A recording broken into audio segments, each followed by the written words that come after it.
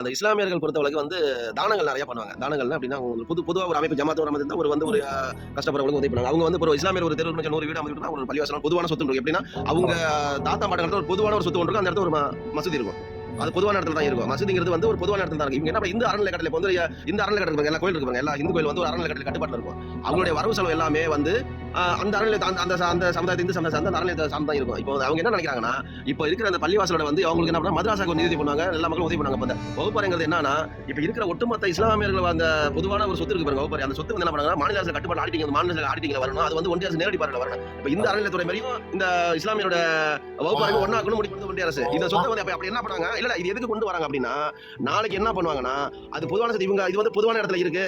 இது வந்து அப்படி தான் கவர்மெண்ட் கண்ட்ரோல் வந்துரும். அப்ப பள்ளிவாசல் எடுத்துருவாங்க. அதுக்கப்புறம் என்ன பண்ணுவாங்கன்னா, அந்த இடத்துல என்ன பண்ணுவாங்கன்னா, ஒரு இந்துக்கள ஒரு இஸ்லாமியர் ஒரு பகுதியில வாழணும்னு வச்சுக்கலாம். அந்த இடத்துல ஒரு இந்துக்கள 4 இந்துக்களோ 4 கிறிஸ்தவரோ உள்ள அனுப்புறாங்க. அப்ப என்ன பண்ணுவாங்க அப்படின்னா, அந்த இடத்துல நான் ஒரு 5 குடும்பம் இருக்கு. நான் ஒரு கிறிஸ்டியன் கட்டுவேன். அந்த இடத்துல ஒரு 5 இந்துக்கள் இருக்காங்க. 10 இந்துக்கள் இருக்காங்க. அந்த இடத்துல அப்ப வந்து ஒரு பிரச்சனை உருவாக்குவாங்க. அப்ப என்ன பண்ணுவாங்க, மசூதி எடுத்துங்கப்பா. அப்ப ஒரு பொதுவான இடம் இருக்கு. அது கவர்மெண்ட் ஹேண்டில் பண்ணாது. இந்த இடத்துல சாதி கலவரம் வருது. இது நான் ஹேண்டில் பண்ணுவேன். கவர்மெண்ட் நான் ஹேண்டில் பண்ணுவேன். இது ஒரு சாதி கலவரம் வரக்கூடாது. அப்படி இருக்கணும் அப்படிங்கிற மாதிரி என்ன பண்ணுவாங்கன்னா, இந்து கோயிலுங்கிறது அவங்க அப்போட சொத்துல இருக்கு. இப்ப இல்ல இவ்வளவு ராமர் கோயிலா இருக்காது. இது வந்து அவங்க சொத்து அவங்க சொந்த இடத்துல இருக்கு. அது பொதுவான இடத்துல தான் இருக்கு.